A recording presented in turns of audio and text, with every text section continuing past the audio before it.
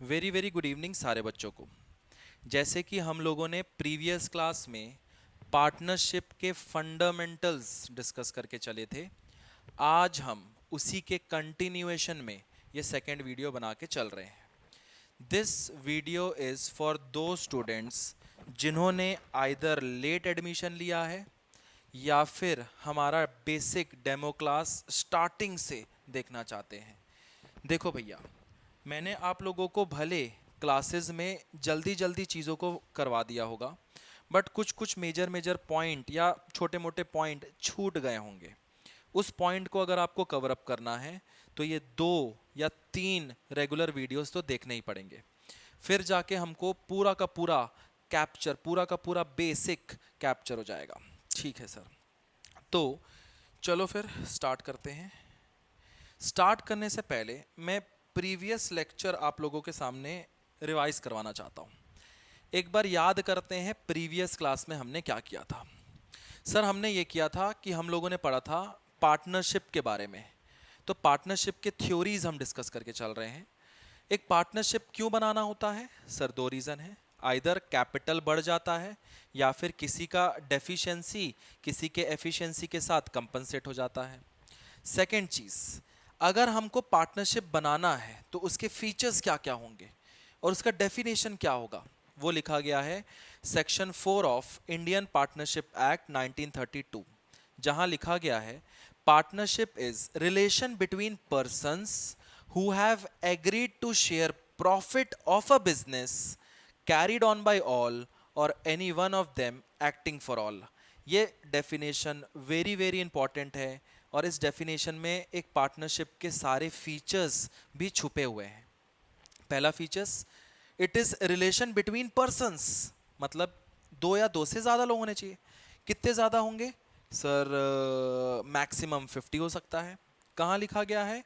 Companies act 2013 में लिखा गया है। नेक्स्ट सर, मोटिव क्या होना चाहिए? प्रॉफिट मोटिव होना चाहिए सर, प्रॉफिट शेयरिंग होना चाहिए। अगर प्रॉफिट मोटिव नहीं है तो हम उसको एनपीओ बोलते हैं, नॉन प्रॉफिट ऑर्गेनाइजेशन बोलते हैं, उसको पार्टनरशिप नहीं बोलते हैं। अगर पार्टनरशिप बोलना है तो आपका मोटिव, आपका ऑब्जेक्ट क्या होना चाहिए? Profit earning. फिर म्यूचुअल एजेंसी होना चाहिए सर। म्यूचुअल एजेंसी क्या है? आइदर सारे मिलके एक दूसरे के लिए काम करें या फिर कोई एक बंदा सबके बिहाफ में सबके लिए काम करे, दैट इज म्यूचुअल एजेंसी। ऐसा नहीं है सब इंडिविजुअल जा रहे हैं। अगर सब इंडिविजुअल एक दूसरे के लिए काम कर रहे हैं, अपने लिए काम कर रहे हैं, तो हम उसको पार्टनरशिप नहीं बोलते हैं। लास्ट फीचर क्या है कि एक लाइबिलिटी, एक पार्टनरशिप की लाइबिलिटी क्या होती है? अनलिमिटेड होती है। अनलिमिटेड का क्या मतलब है? अगर बिजनेस का कोई लोन पटाना है, बिजनेस का कोई लाइबिलिटी पटाना है, तो पार्टनरों को शायद अपने पर्सनल एसेट्स भी बेचने पड़ सकते हैं, तब जाके वो बिजनेस की लाइबिलिटी पे कर सकता है। ठीक है सर। नेक्स्ट, अगर हमको पार्टनरशिप चालू करना है तो 2 या 2 से ज़्यादा लोग होने चाहिए। उसके बाद हम क्या कर सकते हैं? पार्टनरशिप एग्रीमेंट बना सकते हैं। पार्टनरशिप एग्रीमेंट को बोला जाता है पार्टनरशिप डीड या फिर एसोसिएशन ऑफ पार्टनरशिप, और ये बनाना मैंडेटरी नहीं है। अगर बनाना चाहते हो तो ओरल भी हो सकता है, रिटर्न भी हो सकता है। नेक्स्ट, पार्टनरशिप एग्रीमेंट बनाने के बाद आप उसको रजिस्टर करा सकते हो अंडर इंडियन पार्टनरशिप एक्ट 1932 या limited liability partnership act 2008। There are 2 sections जहां पे आप अपने आप को एनरोल कर सकते हो।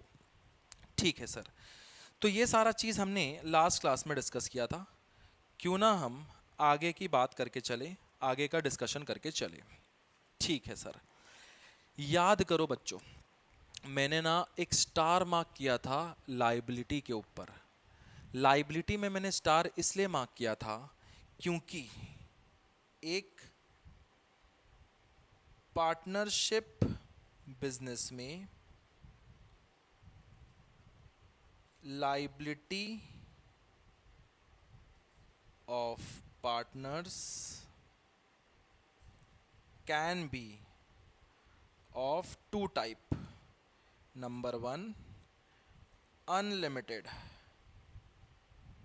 And number 2 is limited. एक पार्टनरशिप बिजनेस की लाइबिलिटी पार्टनरों की लाइबिलिटी दो प्रकार की हो सकती है भैया। एक अनलिमिटेड लाइबिलिटी।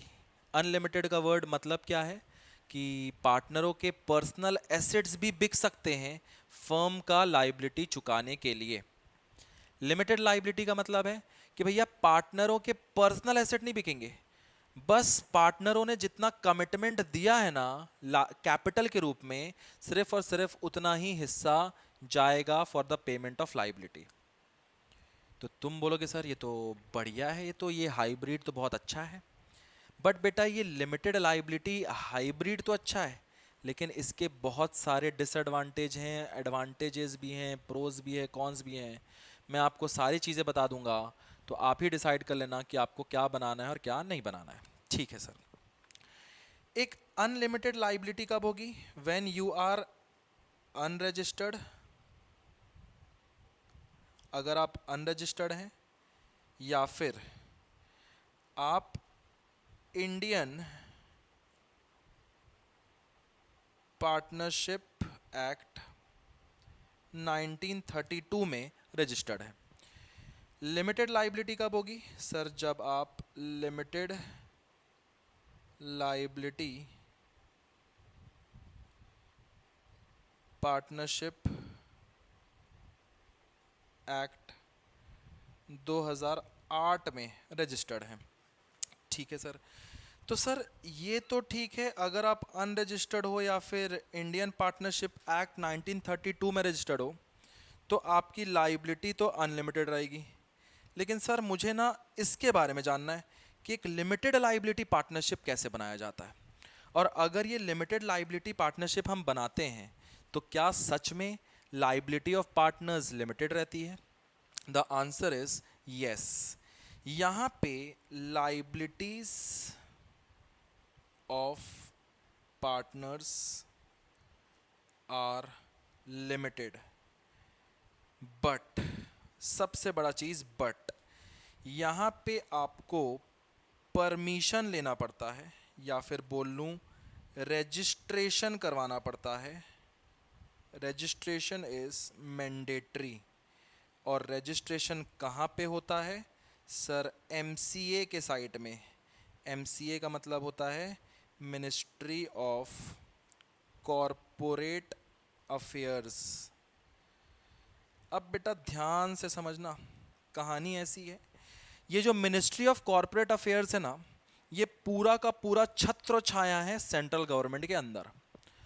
मतलब अगर आप थोड़ा भी फ्रॉड करते हैं या सेंट्रल गवर्नमेंट को थोड़ा भी शक होता है कि आप फ्रॉड करने जाने वाले हैं, तो आप पे वो धावा बोल सकते हैं और आप पे वो बहुत सारे ऑब्लिगेशंस इम्पोज कर सकते हैं। मतलब ये है कि भैया लिमिटेड लाइबिलिटी पार्टनरशिप बनाना इतना आसान नहीं है। हर कोई नॉर्मल पर्सन एक लिमिटेड लाइबिलिटी पार्टनरशिप नहीं बना सकता। एक एलएलपी बनाने के लिए बहुत सारे कंप्लायंसेस, बहुत सारे रूल्स और रेगुलेशंस जो कि एमसीए ने सेट किया है उसको फॉलो करना पड़ता है। हर साल आपको अपने फाइनेंशियल्स, हर साल आपको आपके प्रॉफिट एंड लॉस और बैलेंस शीट को अपलोड करना पड़ता है एमसीए के पोर्टल में, जो एक छोटे मोटे बिजनेस के लिए शायद उतना इम्पॉर्टेंट काम ना हो। इसका ये मतलब है अगर एक छोटा मोटा पार्टनरशिप बिजनेस बनाना चाहते हो जो एक लो लेवल में रहेगा, तो आपको एक इंडियन पार्टनरशिप एक्ट में जाना चाहिए। लेकिन अगर आप एक वाइड लार्ज स्केल पार्टनरशिप बनाना चाहते हो तो आपको लिमिटेड लाइबिलिटी पार्टनरशिप में जाना चाहिए। बट यहाँ पे बहुत सारे कंप्लाइंसेस है, बहुत सारे रूल्स और रेगुलेशंस है, और हर किसी को आपका पूरा का पूरा बिजनेस दिखेगा। मतलब आप यहाँ पे फ्रॉड नहीं कर सकते या फ्रॉड करने की कोशिश नहीं कर सकते, या फिर आपको अगर पैसे अपने खुद के निकालने हैं या खुद का अड़ंगा बड़ंगा काम करना है तो आप यहाँ पे नहीं कर सकते, because everything is very transparent. ठीक है सर। अब मैं आपको ना एक काम करता हूँ, क्योंकि हम सारे बच्चे वीडियोस देख रहे हैं, तो एक लिमिटेड लाइबिलिटी को सर्च करना भी आपको सिखा देता हूँ। Okay sir. तो आप सारे बच्चे ना एक काम करें, मोबाइल निकालें, मोबाइल में टाइप करें mca.gov.in गो। जैसे ही आप mca.gov.in में जाएंगे, आपको, अगर आप मोबाइल में कर रहे हैं तो वहाँ पे ना 3 लाइन होगा राइट हैंड साइड में। मैं क्योंकि टैब में कर रहा हूँ तो मेरा ये इंटरफेस थोड़ा सा अलग है। MCA सर्विसेज में जाएंगे, मास्टर डेटा दिखेगा आपको, मास्टर डेटा में क्लिक करेंगे, master data service V3, master data service V3 में क्लिक करेंगे। आपसे ये कैप्चा मांगेगा 50 + 28 दैट इज 78, सबमिट कर देंगे। आप यहाँ पे किसी भी कंपनी या LLP के बारे में सर्च कर सकते हो। तो सोचो, अगर आप एक LLP बनाते हो, आपका हर चीज़ ट्रांसपेरेंट है, हर कोई आपका फाइनेंशियल्स देख सकता है, हर कोई आपके पार्टनर के डिटेल्स देख सकता है, मतलब यहाँ पे चीज़ें थोड़ी सी ज़्यादा ही ट्रांसपेरेंट है और कंप्लाइंसेस बहुत ज़्यादा है, जो हर कोई बिजनेस फुलफिल नहीं कर सकता। मतलब एक बड़ा बिजनेस ही कहीं ना कहीं LLP बनाता है। तो अगर मैं यहाँ पे सर्च करूँ सुनील कुमार अग्रवाल LLP, मतलब आपको अपने नाम में LLP भी लिखना पड़ेगा। ये एक जन है जो कि मैं जिनके बारे में जानता हूँ, तो हम उन्हीं के बारे में सर्च कर लेते हैं। 54 + 6 कितना हो गया? 60। तो ये देखो आ गया डिटेल्स, सुनील कुमार अग्रवाल LLP, ये नंबर भी दिया है। इस नंबर पे क्लिक करेंगे। 25 + 28, ये क्या हो गया भैया? 25 + 28 चला गया 53। ठीक है सर, और ये लो सबमिट कर लो। अब देखो बेटा, सारा डिटेल इस सुनील कुमार अग्रवाल LLP के बारे में आपके सामने है। आप देखेंगे ROC डिटेल दिया है, नाम दिया है, डेट ऑफ फाइलिंग, अपना फाइनेंशियल स्टेटमेंट्स कब कब फाइल किया है वो दिया है, ROC दिया है। अगर आपको इसके पार्टनर्स के डिटेल देखने हैं तो पार्टनर्स का डिटेल भी दिया है। Everything is present. इसका ये मतलब है भैया कि आप अगर एक LLP बनाते हैं, ध्यान से सुनना, अगर आप अपना एक LLP बनाते हो तो कंप्लाइंसेस बहुत ज़्यादा हैं, रूल्स और रेगुलेशंस बहुत ज़्यादा है, जो एक नॉर्मल बिजनेसमैन शायद फुलफ़िल ना कर पाए। इसलिए LLP बनाना भी उतना आसान नहीं है। तो जो आप खुश हो रहे थे सर लाइबिलिटी लिमिटेड है, लाइबिलिटी लिमिटेड है, तो वो हर कोई नहीं फॉलो कर पाता, इतने कंप्लाइंसेस फॉलो नहीं कर पाता, इसलिए कोई इस पर्टिकुलर सेगमेंट में जा नहीं पाता है। बाकी अगर आप जाना चाहते हैं तो आप जा सकते हैं, कोई दिक्कत नहीं है। ठीक है, आप यहाँ से ना चीज़ों को डाउनलोड भी कर सकते हो। आई गेस आपको चीज़ें थोड़ी सी समझ में आ गई होगी। ओके सर, तो भैया ये बात तो हमने समझ लिया कि बिजनेस का जो लाइबिलिटी है, पार्टनर का जो लाइबिलिटी है, दो प्रकार का है, unlimited liability, limited liability. Unlimited liability कब होगा? जब वो अनरजिस्टर्ड है या registered under Indian partnership act 1932 है। लिमिटेड लाइबिलिटी कब होगा? जब वो रजिस्टर्ड अंडर LLP एक्ट 2008 है। ओके, फिर हम लोगों ने लास्ट क्लास में डिस्कस किया था एक पार्टनरशिप डीड के बारे में, तो उसके बारे में भी हम पढ़ लेंगे, लिखेंगे third point, that is partnership deed. जैसे कि हमने लास्ट क्लास में देखा था कि पार्टनरशिप डीड बनाना मैंडेटरी नहीं है, लेकिन अगर आप बनाना चाहते हो तो दो प्रकार का डीड बना सकते हो, एक ओरल डीड और एक रिटर्न डीड। और अगर आप एक डीड बनाना चाहते हो तो क्या क्या चीज़ उसमें होना चाहिए, क्या क्या कंटेंट्स उसमें होना चाहिए, वो मैं आपको डिस्कस करके चलूँगा। तो लिखेंगे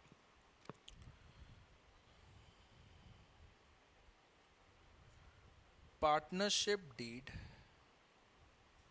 इज नॉट मैंडेटरी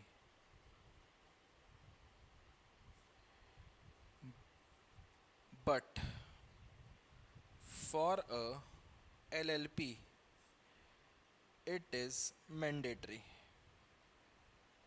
भाई LLP अगर बना रहे हो तो रजिस्ट्रेशन कराना तो मैंडेटरी है, तो डीड बनाना भी मैंडेटरी है। ठीक है भैया, partnership deed, partnership deed can be of two type.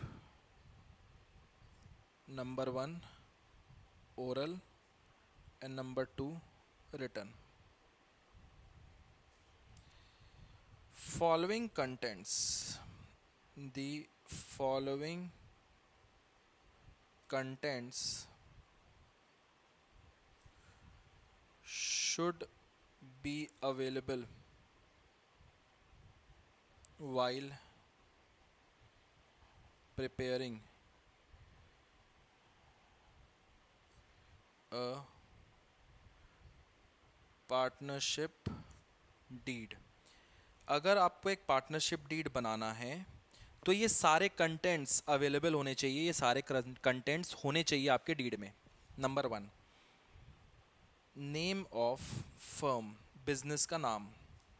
Number 2, address of firm, firm का एड्रेस, बिजनेस का address. Third, name of partners, पार्टनरों के नाम। डी, एड्रेस ऑफ पार्टनर्स, पार्टनरों के address. Number E, profit sharing ratio, भैया अगर profit हुआ तो किस रेशियो में बांटेंगे उस प्रॉफिट को, वो होना चाहिए। Number F, interest on capital, अगर हम कैपिटल पे इंटरेस्ट दे रहे हैं तो कितना दे रहे हैं वो होना चाहिए। G, interest on drawings. Next H, interest on loan etcetera. तो भैया अगर आप एक पार्टनरशिप डीड बना रहे हैं तो पार्टनरशिप डीड में मेजरली क्या क्या पॉइंट्स, क्या क्या कंटेंट्स अवेलेबल होना चाहिए, उसके बारे में हमने आपके सामने पेश कर दिया है। फटाफट आप इसे नोट करें, उसके बाद हम आगे डिस्कस करके चलेंगे।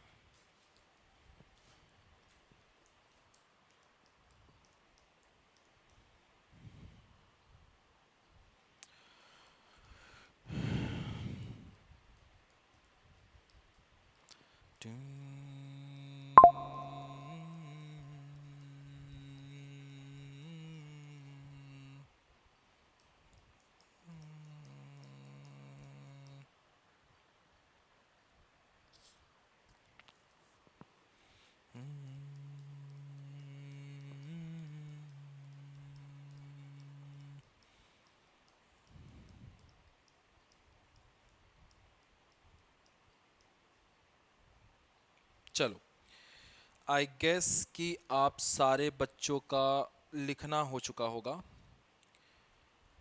अब हम थोड़ा सा आगे डिस्कस करके चलते हैं। अब बेटा आप लोगों को ना कल से एक चीज़ खाया जा रहा है, सर हम तो अकाउंट्स पढ़ने आए थे, आप कहाँ थ्योरी पढ़ा रहे हो हमको। तो बेटा जितना इम्पोर्टेंट प्रैक्टिकल क्वेश्चंस है ना अकाउंटेंसी में, उतना ही इम्पोर्टेंट उसका बैकग्राउंड है, उसका थ्योरी है। हम लोगों ने कल लगभग 50 मिनट्स का वीडियो बनाया, हमने लगभग 50 मिनट्स बैकग्राउंड पढ़ा। आज भी हमने लगभग पकड़ के चलो 15 से 20 मिनट्स सिर्फ बैकग्राउंड पढ़ा कि एक पार्टनरशिप बनाना कैसे है, पार्टनरशिप के डॉक्यूमेंट्स क्या क्या होने चाहिए। This background is very important, very necessary to understand. अब मुद्दा आता है कि भैया हमारा मोटिव है पार्टनरशिप अकाउंटिंग कैसे करता है, पार्टनरशिप में क्या क्या चीज़ें हमको बनानी है, अकाउंटिंग कैसे करनी है, उसके बारे में डिस्कशन कर लेते हैं।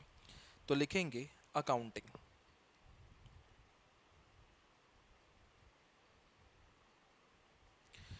देखो भैया सेम प्रोसेस है, क्योंकि हम ट्रेडिशनल अकाउंटिंग पढ़ रहे हैं। ट्रेडिशनली हमको अकाउंटिंग का जो प्रोसेस फॉलो करना होता है वही एक पार्टनरशिप भी फॉलो करेगा। क्लास 11th में हमने क्या प्रोसेस फॉलो किया था सर? जर्नल एंट्री मारना सीखा था, लेजर पोस्टिंग बनाना सीखा था, ट्रायल बैलेंस बनाना सीखा था, trading profit and loss account बनाना सीखा था, बैलेंस शीट बनाना सीखा था। तो यही अकाउंटिंग प्रोसेस एक पार्टनरशिप को भी फॉलो करना पड़ता है, क्योंकि भैया अकाउंटिंग का प्रोसेस अलग बिजनेस के लिए अलग थोड़ी ना हो सकता है, process will be the same. बस कुछ कुछ एडिशनल काम एक पार्टनरशिप को करना पड़ता है, उसके बारे में हम डिस्कस कर लेते हैं। ठीक है सर। सबसे पहला चीज,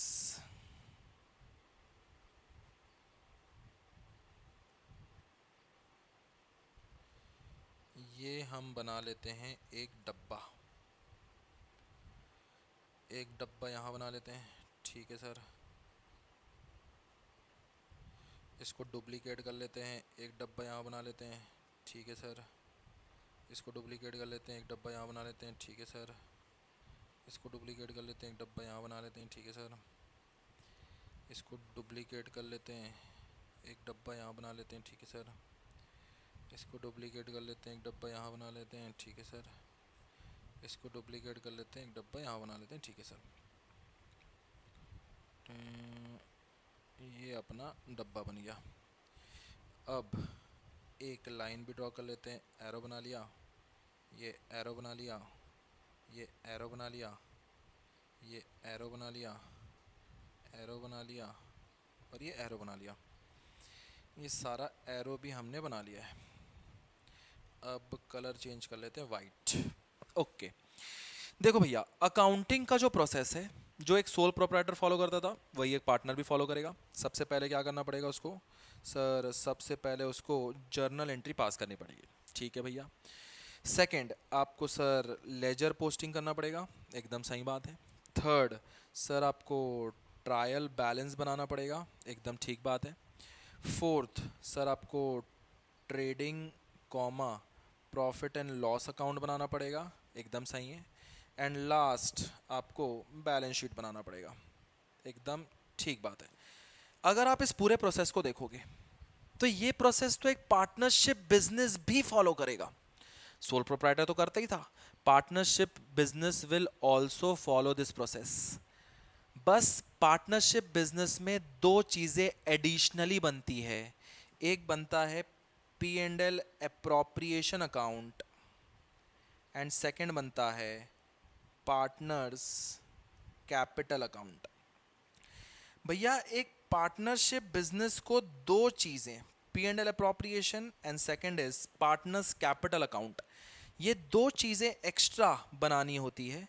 बाकी पूरा का पूरा प्रोसेस इज द सेम। जो हम पार्टनरशिप में पढ़ते थे वही हमको यहाँ भी पढ़ना होता, और जो हम सोल प्रोप्राइटर में पढ़ते थे वो यहाँ भी हमको बनाना होता है। अब तुम बोलो कि सर 11th में तो पूरा 12 महीने वही पढ़ के आए हैं, तो बेटा कहीं ना कहीं journal entry, ledger posting, trial balance ये सब चीज़ आपसे नहीं पूछेगा। आपसे केवल और केवल पी एंड एल अप्रोप्रिएशन और पार्टनर्स कैपिटल अकाउंट ही पूछ के चलेगा। तो this two item is important from our examination point of view. Okay sir, तो अकाउंटिंग का प्रोसेस आई होप सारे बच्चों को समझ में आ गया होगा। आप इस पूरा अकाउंटिंग प्रोसेस को नोट कर लें, फिर हम आगे डिस्कस करके चलेंगे।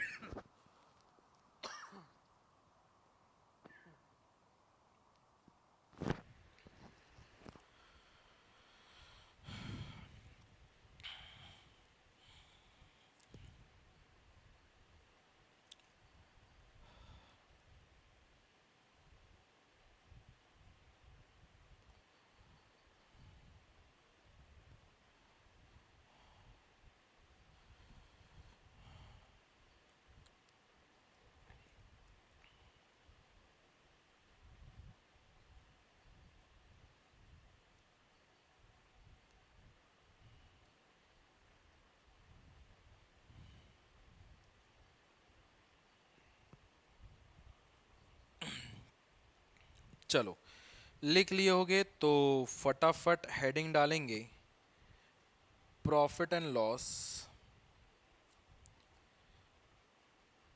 Profit and loss appropriation account लिखेंगे। P and L appropriation account is the extension of P and L account. मतलब पहले पी एंड एल अकाउंट बनेगा, उसके बाद P and L appropriation account बनेगा। पी एंड एल अकाउंट का extension, आगे का part P and L appropriation ही होता है। In P and L appropriation account all the expenses and incomes related to partners exist, full stop. In another words,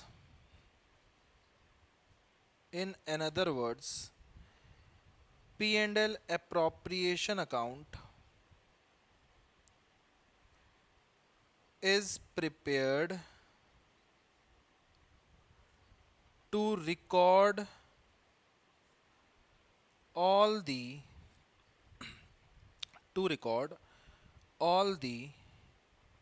non-mandatory expenses oblique incomes, full stop. अब ध्यान से समझना very important है. For example, मैं एक बिजनेस रन कर रहा हूँ, मुझे अपने एम्प्लॉय को सैलरी देना है, मान लो मुझे प्रॉफिट नहीं हुआ है, मेरी कमाई उतनी नहीं है. क्या मैं अपने एम्प्लॉय को रिक्वेस्ट कर सकता हूँ क्या कि देख भाई, आज मेरे से सैलरी मत मांगना क्योंकि मेरे को प्रॉफिट नहीं हुआ है? The answer is no.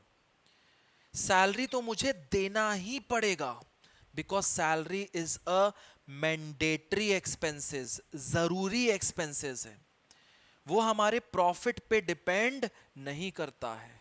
भले हमको प्रॉफिट हुआ हो या ना हुआ हो, सैलरी तो पेमेंट करना ही पड़ेगा. हम अपने एम्प्लॉय को नहीं मनवा सकते.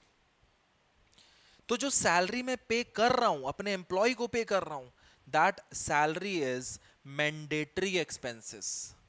और मैंडेटरी एक्सपेंसेस का जगह पी एंड एल में होता है, पी एंड एल अप्रोप्रिएशन में नहीं होता है.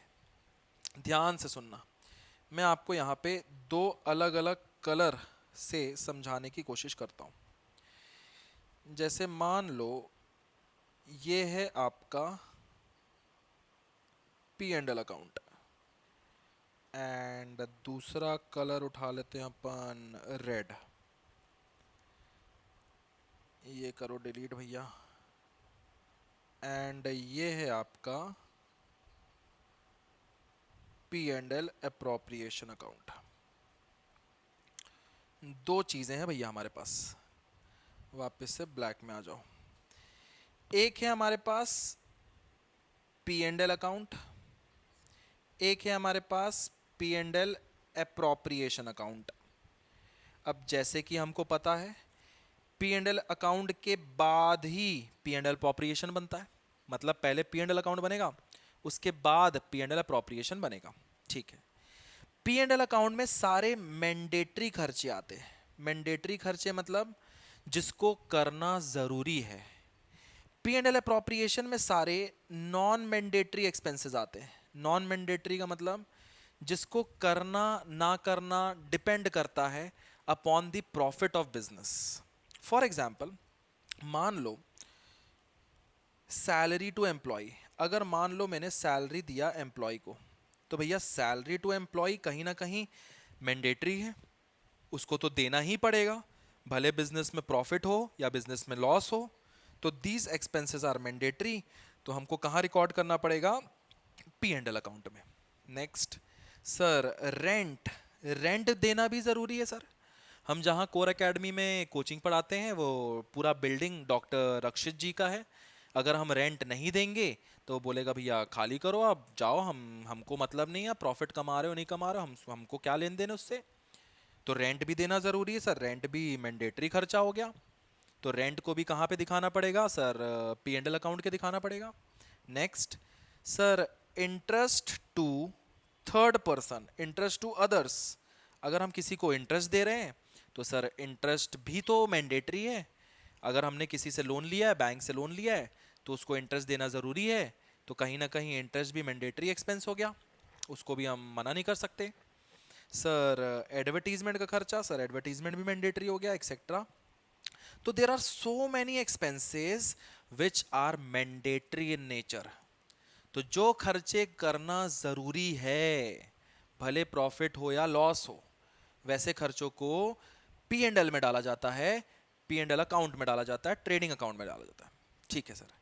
और ऐसे खर्चे जो मैंडेटरी नहीं है, जैसे मान लो हमको सैलरी टू पार्टनर देना है, पार्टनर को सैलरी देना है, मान लो इंटरेस्ट ऑन कैपिटल देना है, मान लो कमीशन टू पार्टनर देना है, तो नोटिस करोगे तो ये सारे चीजें हम किसको दे रहे हैं, पार्टनरों को दे रहे हैं। तो भैया पार्टनर तो अपने एजेंट ही होते हैं, एक प्रिंसिपल और एजेंट का रिलेशन होता है पार्टनरशिप में। तो हम अपने एजेंट को बोल सकते हैं कि देख भैया इस साल प्रॉफिट हुआ नहीं है, तो तू सैलरी मत ले, तो तू इंटरेस्ट मत ले। भैया पार्टनर को समझाना बन सकता है, लेकिन थर्ड पार्टी को समझाना नहीं बन सकता। इसलिए बोला जाता है कि ये सारे खर्चे जो पार्टनर से रिलेटेड हैं, दीज आर नॉट मैंडेटरी। ये तभी होगा जब प्रॉफिट होगा, अगर प्रॉफिट नहीं हो रहा है तो ये खर्चे भी नहीं होंगे। तो ऐसे खर्चों को कहां डाला जाता है, पी एंड एल अप्रोप्रिएशन के अंदर। ठीक है सर। अब याद करो क्लास 11th में दो चीजें पढ़े थे, एक तो प्रोविजन और एक रिजर्व्स। मान लो ये लैपटॉप, ये टैबलेट मेरे पास है, तो ये टैबलेट पे क्या कैलकुलेट होता है, प्रोविजन फॉर डेप्रीसिएशन। तो प्रोविजन फॉर डेप्रीसिएशन तो जरूरी है ना, मैंडेटरी है अकॉर्डिंग टू प्रूडेंस कॉन्सेप्ट।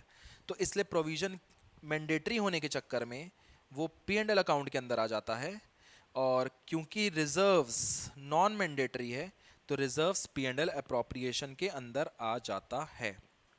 ठीक है सर। तो ये आपने समझ लिया कि भैया चीजें कैसे कैसे बांटनी है।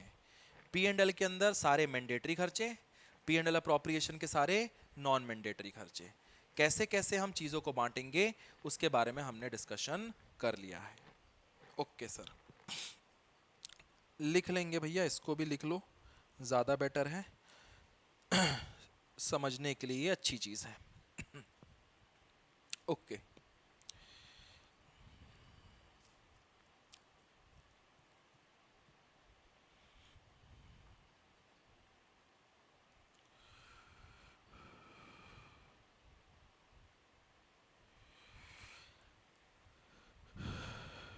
अब ना एक टेक्निकल वर्ड है, वो टेक्निकल वर्ड को भी लिख लो। मैंडेटरी खर्चों को बोला जाता है charge against profit,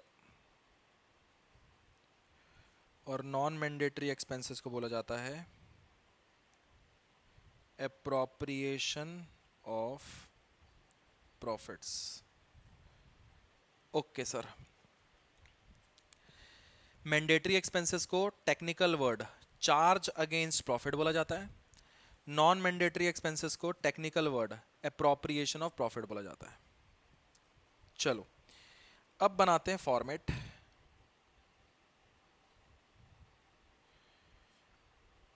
P and L appropriation account का।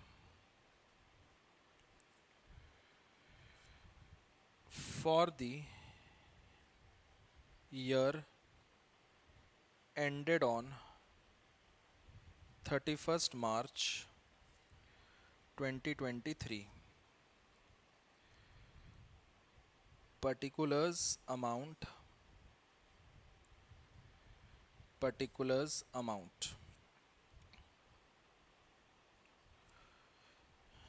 लाइन भी खींच लेते हैं।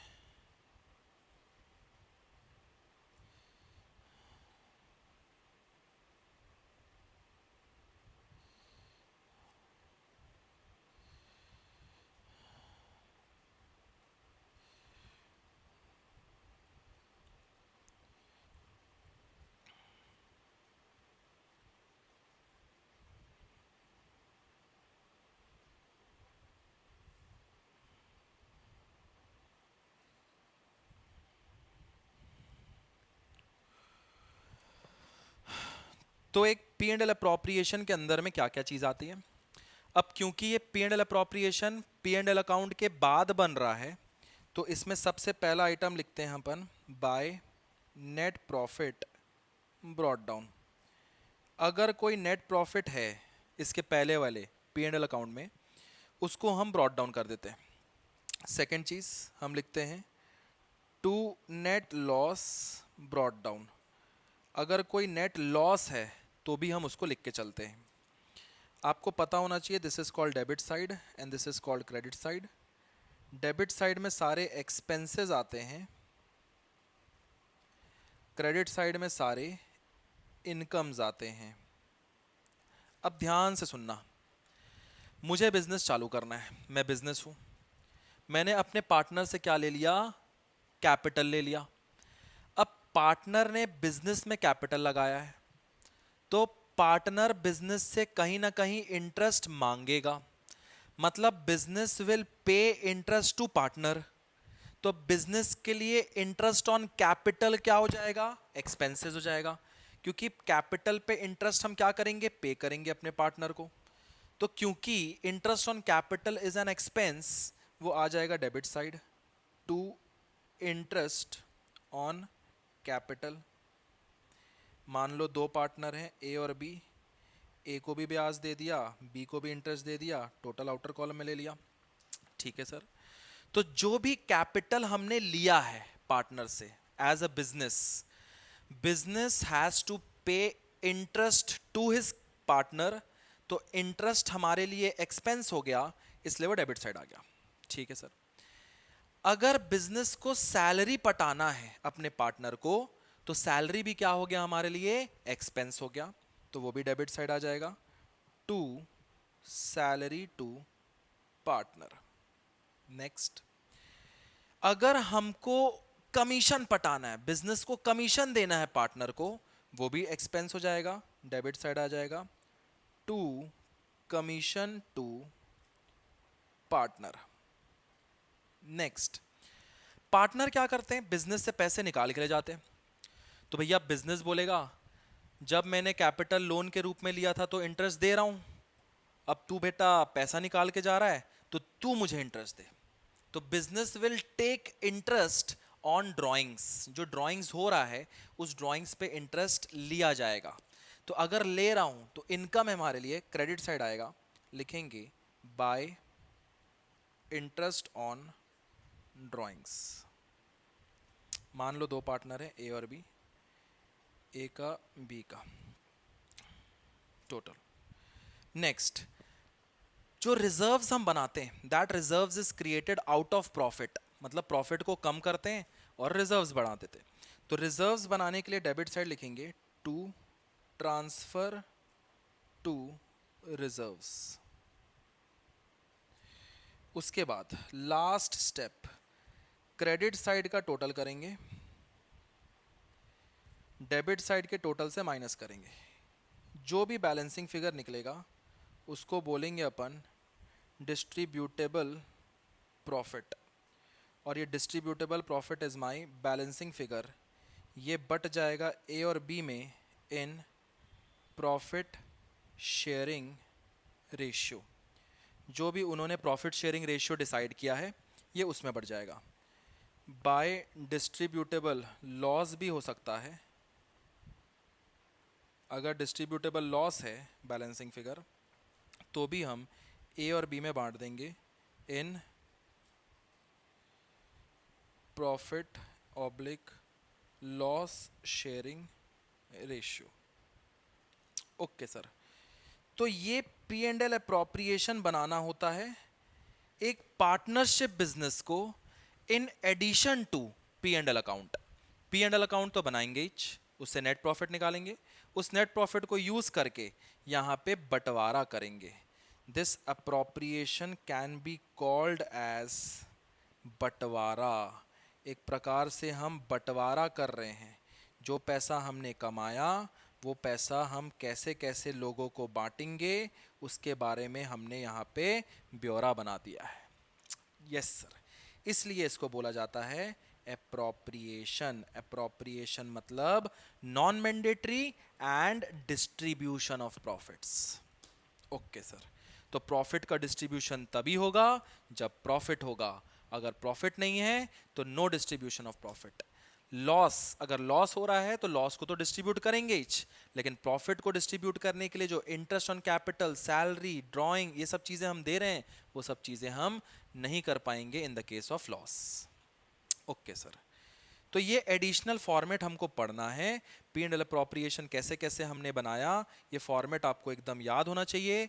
नेक्स्ट वीडियो में या नेक्स्ट सेशन में हम इस पूरे फॉर्मेट का रिवीजन करेंगे और क्वेश्चंस को प्रैक्टिस करके चलेंगे। ओके सर, तो आज के लिए, इस वीडियो के लिए इतना ही है। मिलते हैं नेक्स्ट वीडियो में या फेस टू फेस क्लास में। धन्यवाद, good night, take care, bye bye.